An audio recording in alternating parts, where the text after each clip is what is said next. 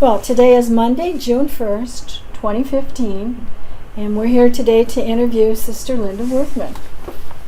And our first question is, we would like to know about your journey of faith. What led you to the religious life? I appreciated the questions ahead of time. They were thoughtful questions, and I thought my journey of faith, I'd have to say my first sense that there was something greater than what I saw every day, the kind of divine God, was when I made my first communion. The sister I had said, now you got all this white dress and you're going to be all decked out tomorrow, but on Saturday I want you to lay in your bed for a half hour and just think about what you're doing. Now that was probably the first time I can really remember, outside of rote prayers that I was taught, that I prayed. And it was a good experience. I think, so that's one piece of it. The other piece is I had some very wonderful Sisters of Mercy as teachers. I went to elementary school, St. Monica's in northwest Detroit, and they were not only mysterious, they were fun, and they were human. There was one sister, Sister Michaeline. We had her for 6th and 7th grade.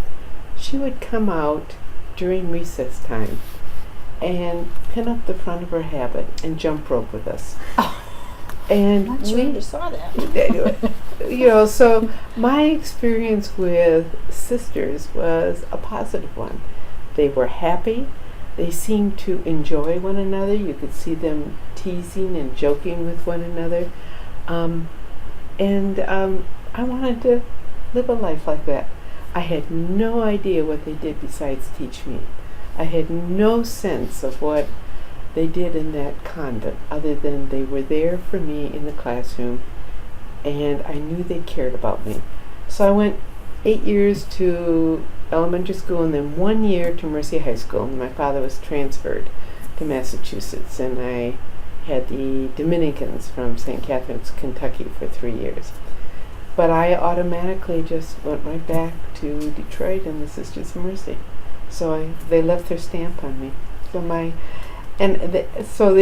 So go communion, my early experience with the Sisters of Mercy. And then I think it was about the age of 32 when I had my other kind of experience of God, which was not just learning about prayers and rituals and stuff like that. So those are the two so far that have sustained me in my faith journey. So at what point did you enter the convent? I was a child bride. I entered at 17, right from high school. Yes. Okay, well, our next question was going to be why Sisters of Mercy over other orders, but apparently it was never an option. Well, I mean, the Dominicans I had in high school were very good to me. There was only 14 in my class, and when I told this one sister that I was going to enter the Sister of Mercy, she wasn't pleased. I met no Sisters of Mercy out in the East. I just knew for me to be a sister meant I was going to be a Sister of Mercy. So, I mean, these were good women, the Dominicans, and in fact, I majored in history because of one of them. But the Sisters of Mercy were my first, and kind of hooked me, I guess, at that point. So that's what brought you back to Michigan at that point? My father was transferred back. He was transferred back too. So, I had no idea of the breadth of Sisters of Mercy. That I went to school in Plainville, Massachusetts, which was right on the border near Providence, Rhode Island, where the Sisters of Mercy had a huge presence. Never met a Sister of Mercy during those 3 years. So I just automatically came back to Detroit. Okay. What did you study? I think you might have told us, but what did you study as you were going through your training? Well, besides, the usual liberal arts, I was first they would tell you what they wanted you to study. And so my first year in, I was told I was going to be a nurse.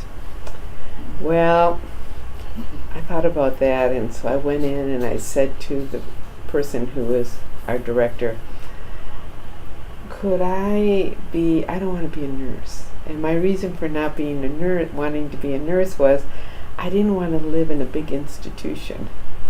That was basically, I wanted a smaller convent. So I think I probably wasn't the first of my group, there were 31 of us, to tell her they didn't like what they were given. So she said, well, would you teach Spanish?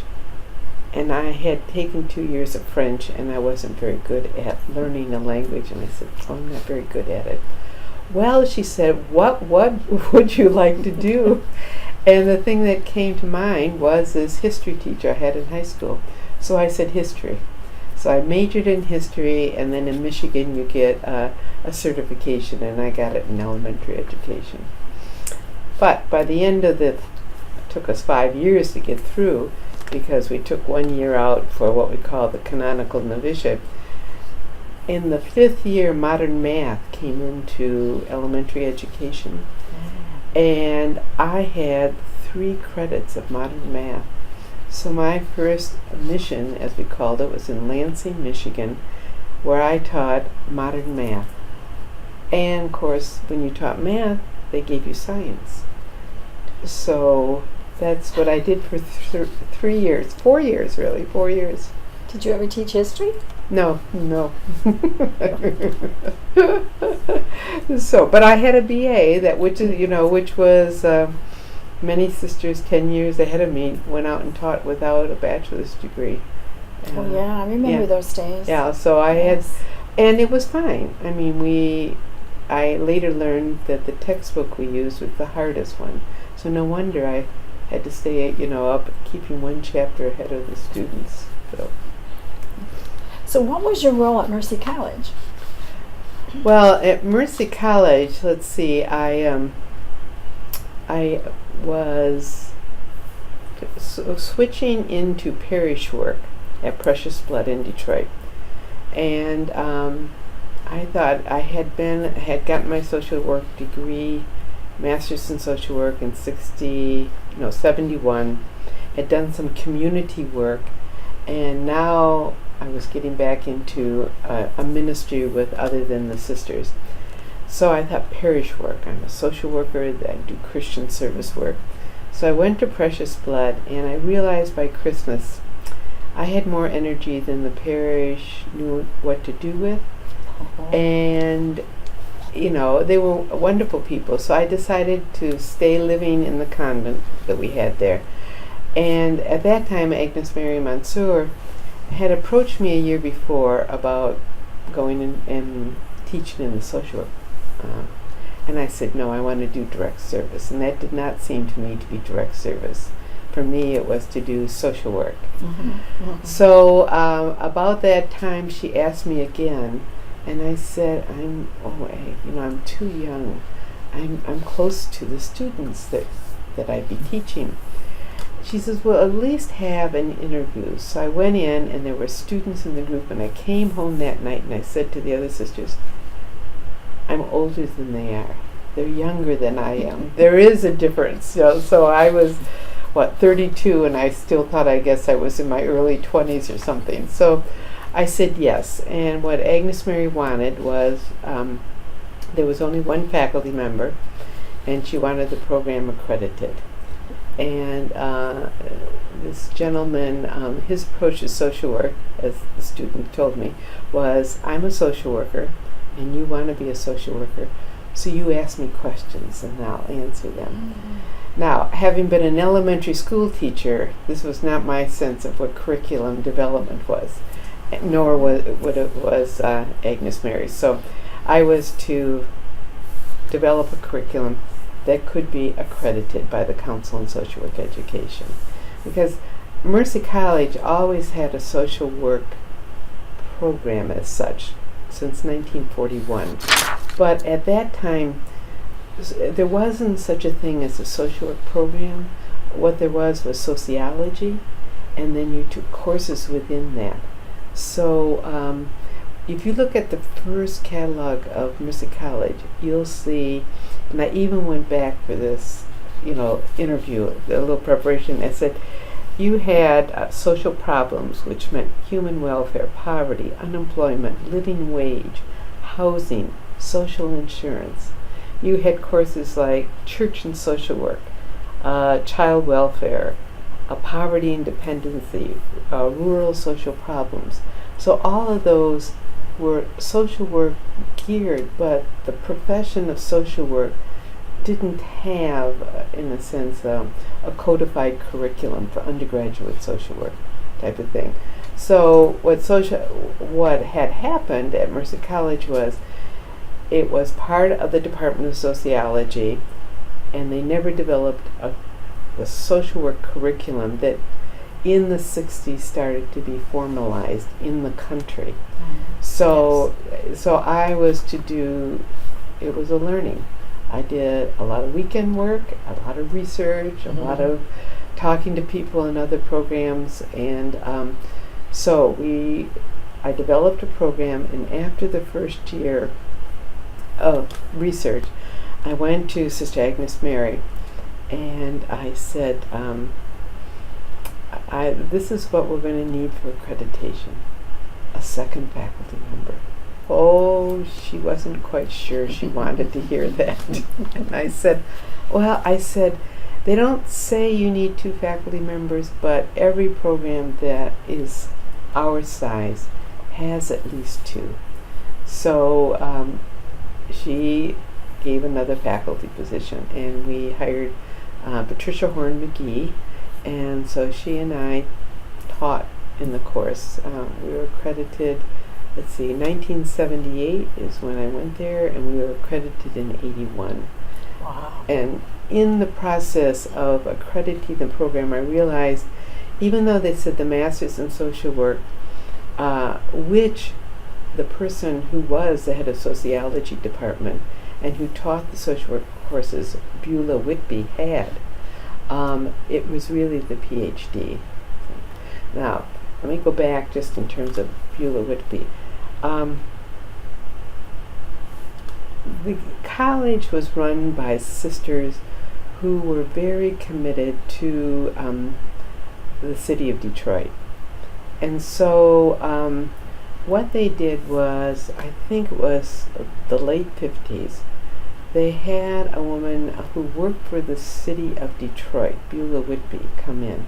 Now, Beulah Whitby had gone to Oberlin College and then to the University of Michigan, and then she went to the New York School of Social Work and got her certificate, and worked for the city of Detroit in the 50s, and she was African American.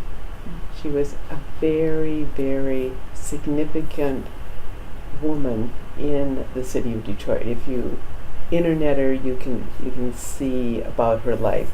Well, she was a lecturer until 1962, and then she became chair of the sociology department and was an associate professor. So when I was going to college, I heard about Beulah Whitby. I was a history major, but she was, in a sense, someone that everyone was very proud to have on the faculty. So in that sense, I felt when we developed the social work program, I was following in her steps, type of thing. So I took a lot of pride. But in developing the social work program, I realized you needed what I call the magic letters. You needed a doctorate. Not that they said you had to have one, but everyone seemed to be getting it. So as soon as the program was accredited, I went off and got my doctorate and came back in '84 then. So. Where'd you get your doctorate? Case Western Reserve. Case Western. The facilitator we had that worked with me as a consultant, Ron Federico, he's since passed away. I said to him, all right, what are the 3 top schools of social work? And he said the University of Washington, Well, that was too far away. Yes. And University of Chicago. And I had people who had spent a lifetime trying to get a doctorate at the University of Chicago. Didn't want that. And Case Western, in which I found out Case Western is one of the early, what they used to call it the School of Applied Social Sciences. So it's one of the early schools of social work. So I went there, and it was close enough to Detroit because I was on one of our newly formed healthcare board, and I wanted to continue that involvement. So I did all my research around healthcare policy, access, and then by the time I got the dissertation underway, Agnes Mary was Department of Social Service head. So I could get data from Medicaid and one of our sites from Sister Mercy Health Corporation, and that was basically the focus of my dissertation, was to do a hypothesis out of that. So And when you got your dissertation, you went back to Mercy College. I did. I went back. I got tired of waiting for the data from Lansing, went back in '84, and sure enough, 3 months afterwards, the data came available, and so I had to do that in the coursework. Meanwhile, Pat Horn McGee had held the program together, hired someone else, Shirley Broadneck, and so I came back. Pat left, Shirley was chair, and I was faculty member.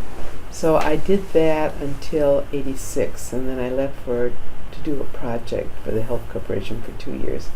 And then I came back in '88, and that was right when we were talking about consolidation. Consolidation, right? So it's I was in and out a number of times, but and my reason for being there was social work, and then I got into administration type of thing. At Mercy College, they needed an interim dean, so I took that on. So when Sister Maureen Fay brought me into the consolidation work, that's when I went into administration. So. Well, then I think you've answered our next question. Well, you can give us more. Tell us about your time at Mercy College. Well, as a student, if I can start there, as a student, it was mind expanding. I mean, these women, it was a small women's college. If you read those early catalogs, I'm struck. The pronoun is her. It was obviously geared, it was all women, and they wanted to expose you to the arts. We had our own theater company. Even as a grade school, we'd ride our bikes over to see the plays they would put on, from the theater department. It was, they had Fulton Sheen come in. They had, later on when I was faculty, they had Ellie Wiesel, because Carol Rittner was very much into Holocaust studies. So they would have, Ellie Wiesel came and did a couple week-long conferences on the Holocaust, and it was just mind expanding. I mean, for a small college, at least for me, they showed me another part of the world, and it gave me a good foundation. English, liberal arts, theology that was pre-Vatican. Like I probably was. Probably we took the last apologetics course there was until most recently it's coming back, but it was philosophy. We had wonderful philosophy teachers, and we had to take 18 credits of philosophy. So I had Father Paul Berg, who was a diocesan priest. He was wonderful, and Margaret Farley was the class ahead of us in entering. And so what are you going to do with a woman who has a master's degree in philosophy?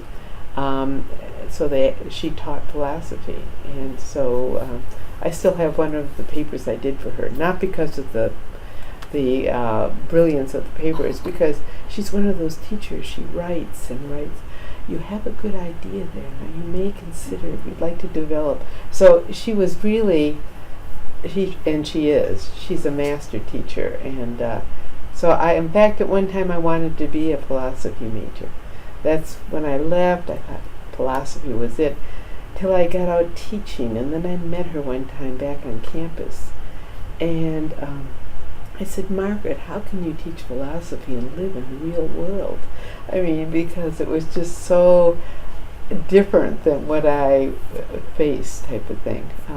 So one of the things I remember is when I decided to go into social work, and I was a history major, and one of my history teachers was Sister Emily George. She was customary Carl then.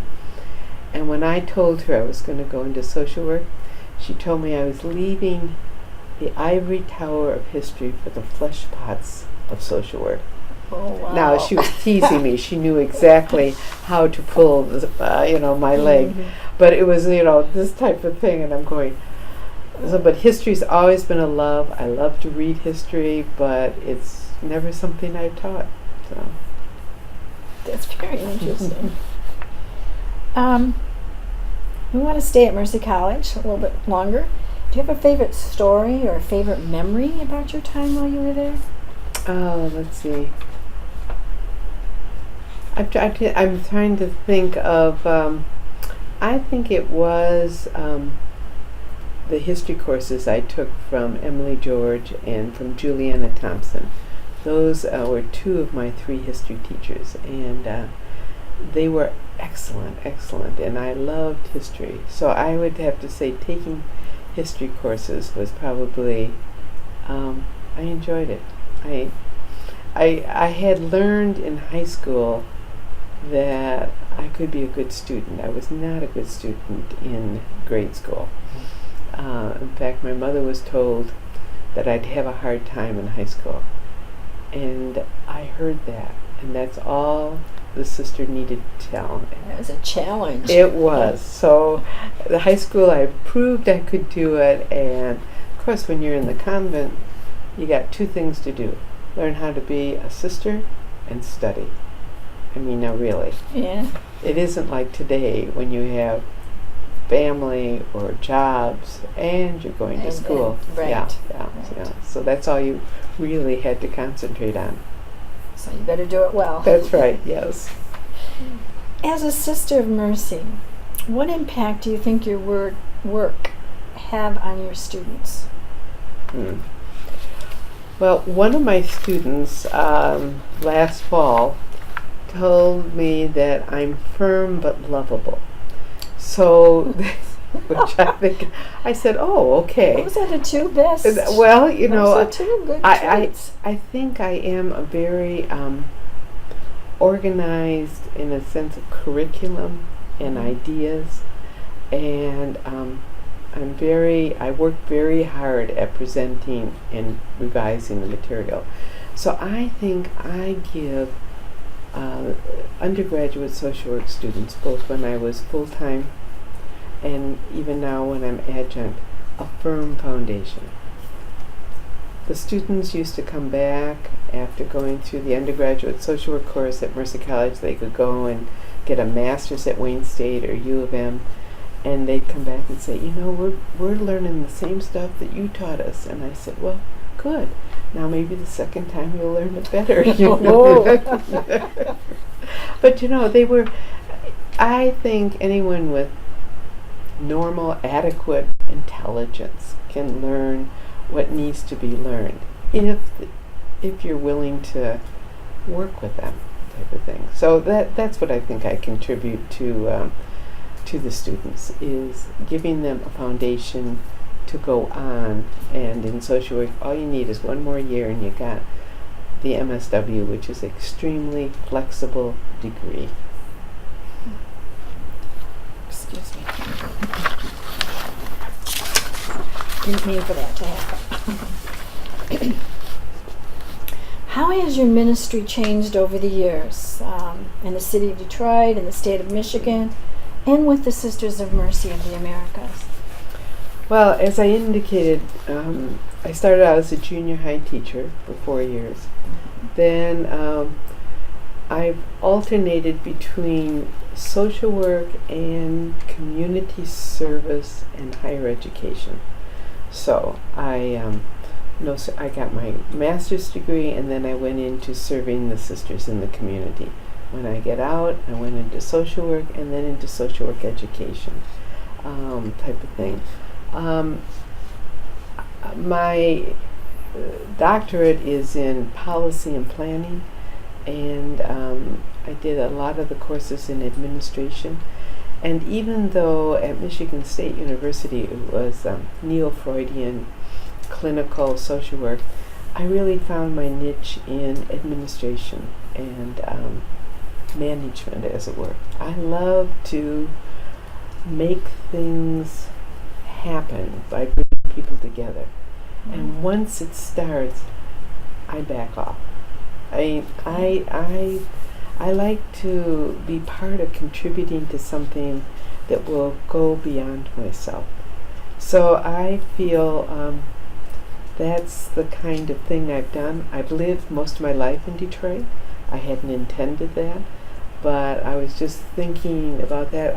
Since probably the late 70s through 2005, I lived in the city of Detroit. And I'm a big supporter of Detroit.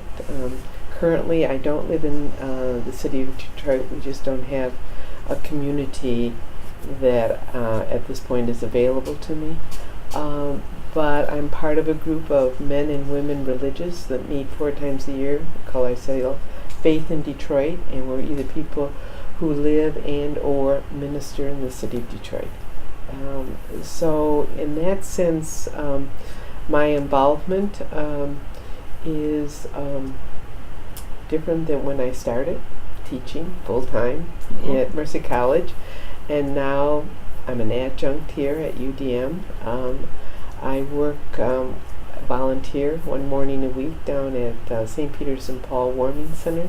It's a drop-in center for people on the street, and then this Faith in Detroit thing. So I feel like I want to do what I can do to contribute to that. What do you tutor? Any particular topic or you mean reading? Oh, you mean no? St. Peter's and no. It's drop-in center for the homeless, from people off the street. So people come in we open up at 7:00, and we have coffee, donuts, bagels, bread, cheese. And they took this, it's one of the original churches for St. Peter and Paul. It's right beside the law school for UDM. And so there's tables and chairs. There's a little room they use for TV, and they usually have a film going. And so the men and women, most of them are men, but we're getting more women now, come in, and they can just have a place to socialize, stay off the street. We have a laundry, we have a shower. Oh, wow. So that they can, get their needs, they can shave. We're now connected with Southwest Solutions, so they'll work with someone if they want housing type of thing. The legal clinic comes over there, and the nursing students from UDM go there and do foot care. What they need to do. That's right. And then at 9 we usually serve them, it's not what I want to have at that hour, but it's for them a casserole, or Wednesday is pizza. So we get pizza from Little Caesar, and we warm it up, and we serve pizza, so. Is it a large group that comes? 50 to 70 a day. 50 to 70 a day? Yeah. Is that 7 days a week? No, just Monday through Friday. Monday through Friday. Yeah. And in fact, I know we are. We're getting a new director. It's a newly ordained Jesuit that's coming to us. Tim McCabe, I think. I haven't met him yet. So. How long are they allowed to stay there, time-wise? 7 to 11 every morning. In the morning? Mm-hmm. Okay. Yeah. Even if it's bitter cold out? Yes. Pouring? Yes, but the people who have to live on the streets are very resourceful. They know that Fort Presbyterian opens up after that, so they have, and they watch out for one another. We had a woman, for example, she would not talk. We thought she had another language when she did say words, but no one knew what the language was. Well, I was away for 3 weeks, and when I came back, it turns out that I think it was through a social worker Southwest Solution, they did a breakthrough with her. Her whole face has changed. She's relaxed, and what she was afraid her documents had been stolen. She was afraid she'd be in trouble. So she's from Bosnia, and she sleeps on the street because she's afraid to go into the shelters. But Southwest Solutions working with her to get her a place to stay. And the current wisdom in homelessness is if you get them a place to stay, a person to stay, then the other problems are more resolvable. I mean, whether it's health, whether it's employment, whether it's hygiene. I mean, really. Oh, that's interesting. Yeah. Interesting. How do you feel that you live out the mission of the Sisters of Mercy? After 55 years, it's part and parcel of my identity. So you are. What you see is, it's when I thought, wow, I never thought I would, well, I always thought I'd live my life there, but at this point, I think it's like, how does a married couple say, how do you feel about, it's just part and parcel of who I am. Yeah. Certainly my life is very different than the first 7 years, but you can't take that out of me. I believe in the mission, and it's been a good life for me, both spiritually, psychologically, intellectually. Wow. Yeah. That's terrific. Yeah. That's terrific.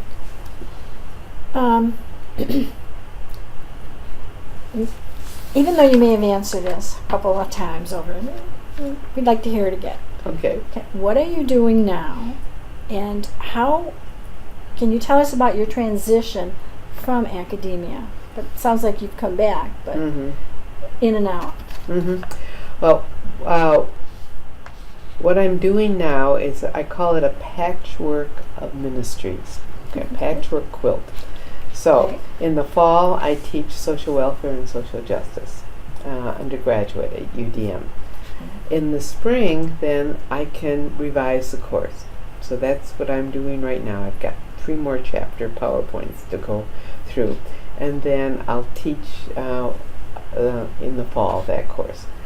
I also then work at this drop-in center for the homeless 1 morning a week, and I serve on board a health system board, a housing board, and the university board here. So you're one of our board of trustees? I am, yes, Oh. yes. In terms of my transition, I knew when I came back to the city from Washington, D.C., I was 6 years there. What did you do there? I was serving in the community, serving the sisters. Okay. So for 6 years I was there. And there was a full-time position, and Dr. Van Camp and I talked about it. And although I enjoyed my time on the faculty, I just did not see myself coming back full-time faculty.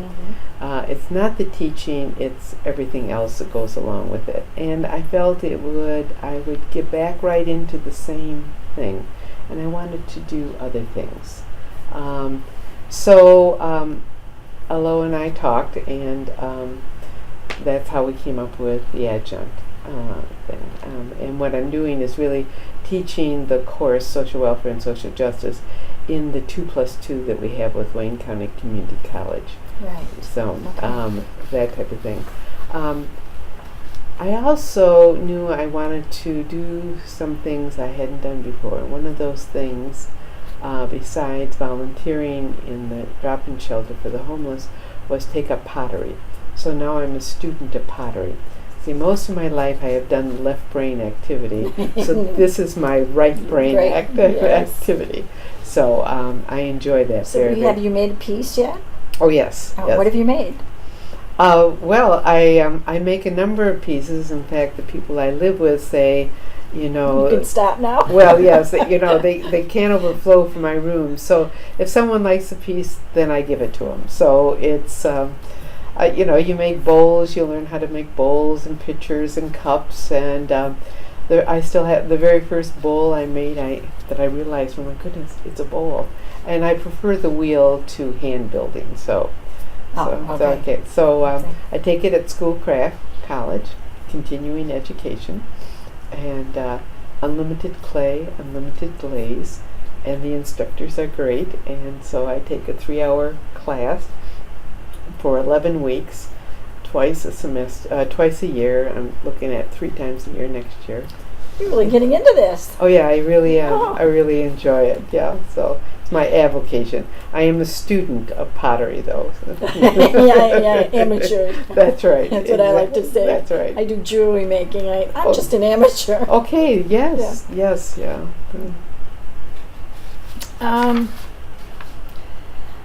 This wasn't part of our initial interview. Given the recent passing of Sister Kenny's, Mm. you knew her? Yes, I did. Mhm. Okay. Do you have a favorite story or a favorite memory of her that you would like to pass on? I'm sure others have told you about her. She's one of those women that is held in great admiration by me.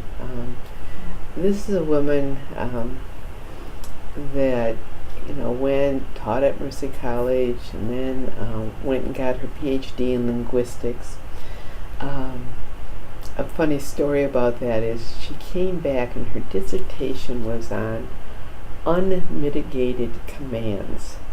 And I said, so what is that? And what does that mean? Well, she says, it's like when you call attention to something but you don't directly tell person what you want. So, my, isn't it hot here? As opposed to, could I open the window? Or you want someone to notice your ring. Oh, this ring is just so tight on me.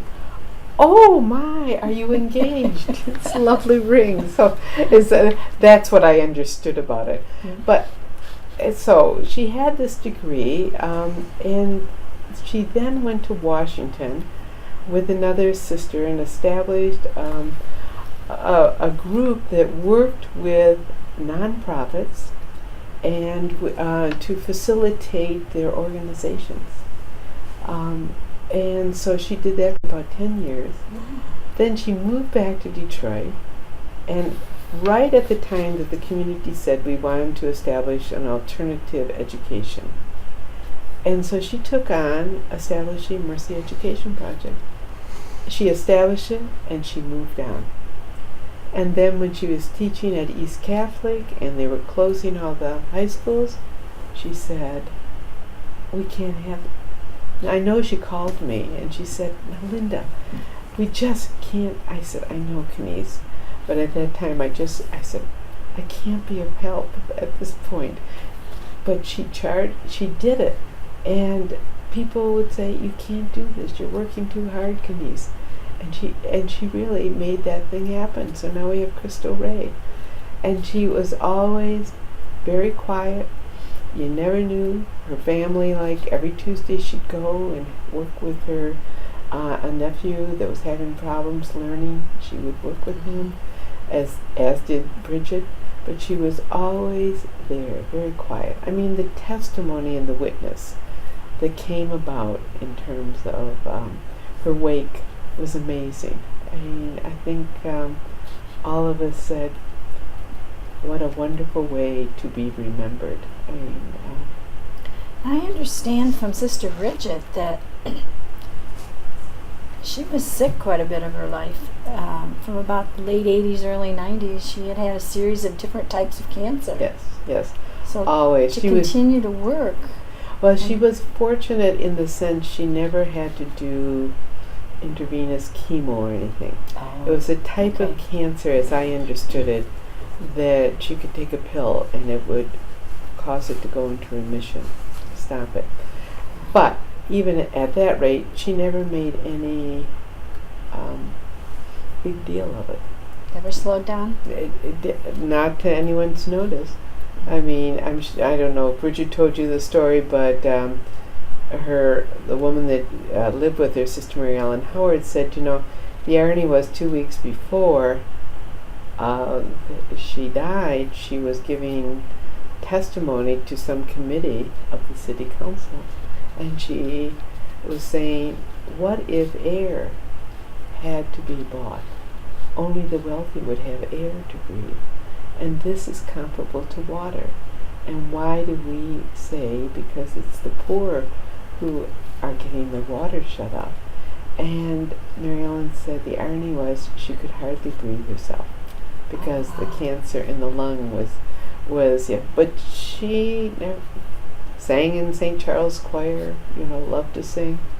So she never made a big deal out of it. It was like she had things she had to do.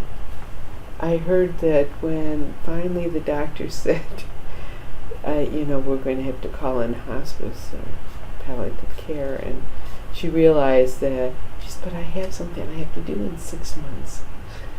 So always, right? I don't have time to go into hospice. Exactly. So unusual, very unusual that way. But we'd also like to ask you another question that's off script for you that has come up recently in our dealings. We'd like to hear more about Sister Agnes Mary Mansour. We heard from Sister Bridget that she started the PSRI, and maybe you could talk more about that or more about Leaps and Bounds. Sure. And about her time as president. And obviously, you admired her greatly. Oh, that's right. Well, I wouldn't be at Mercy College if it wasn't for her. Agnes Mary Mansour was very, very smart, very competitive. And when she was president, by dearth of personality, Barbara Milbaugh worked for her.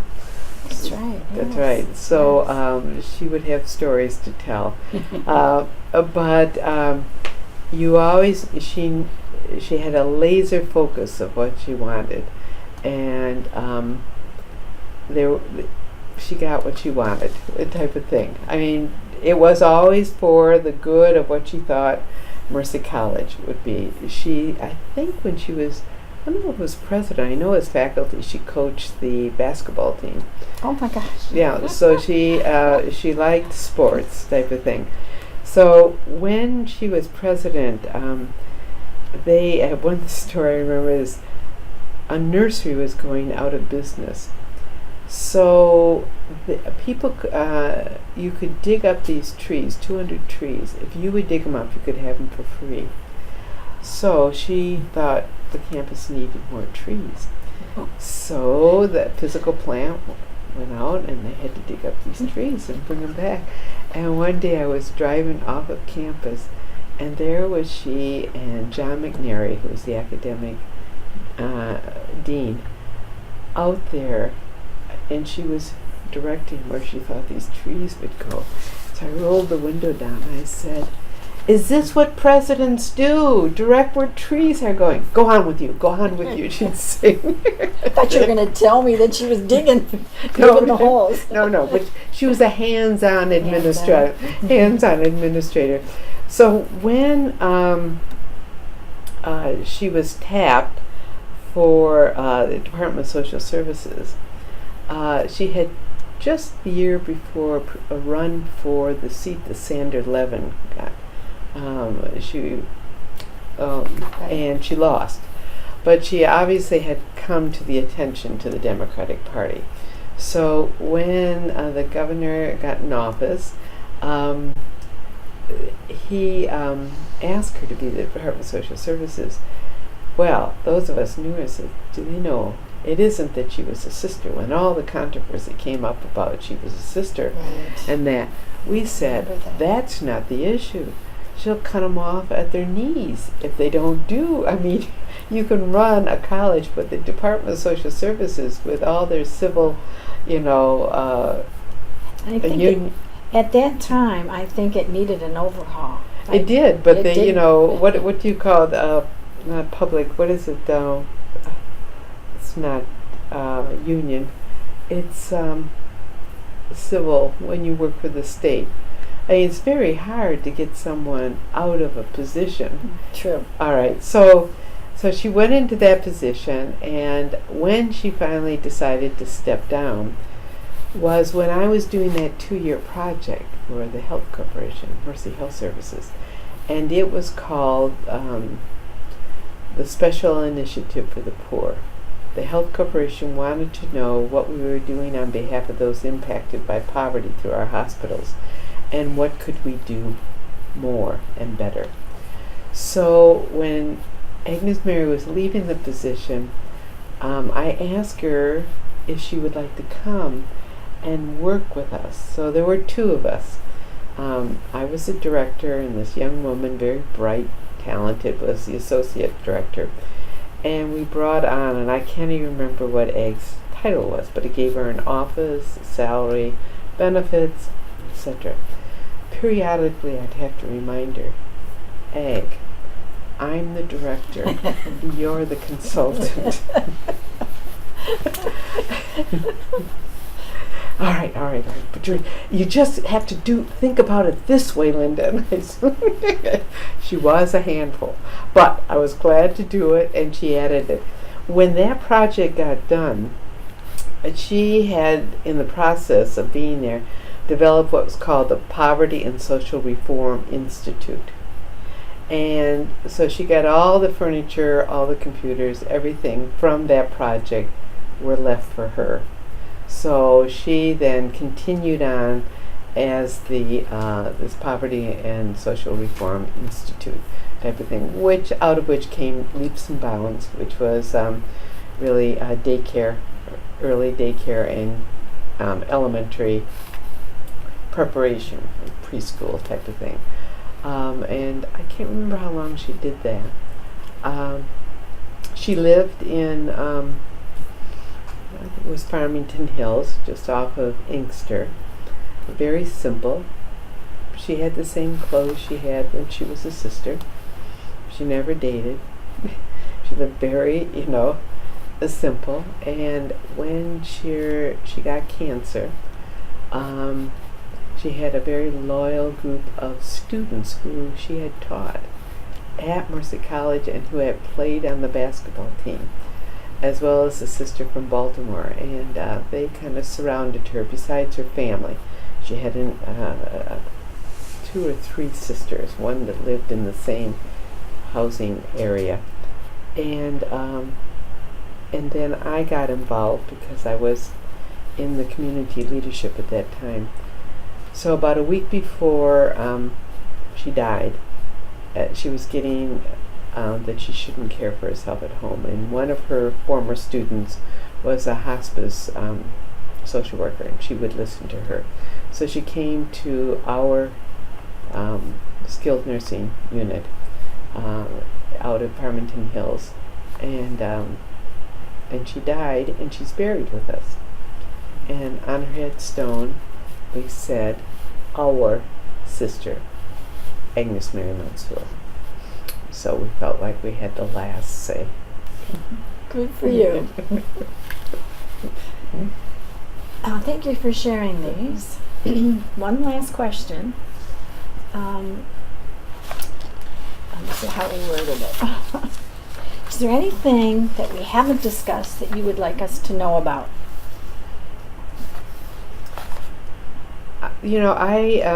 I would like to make some remarks about Mercy College and 25 years after the consolidation of the University of Detroit Mercy. Mm-hmm. When that consolidation was being considered, I was a faculty member, and 2 of us thought that the faculty needed to speak up as to how they thought about this. So we did a flyer and we passed it around campus at Mercy College. It wasn't to say it shouldn't be done, but we wanted the faculty voice. But we had questions about it. When Marygrove dropped out of the consolidation, I personally I regretted that.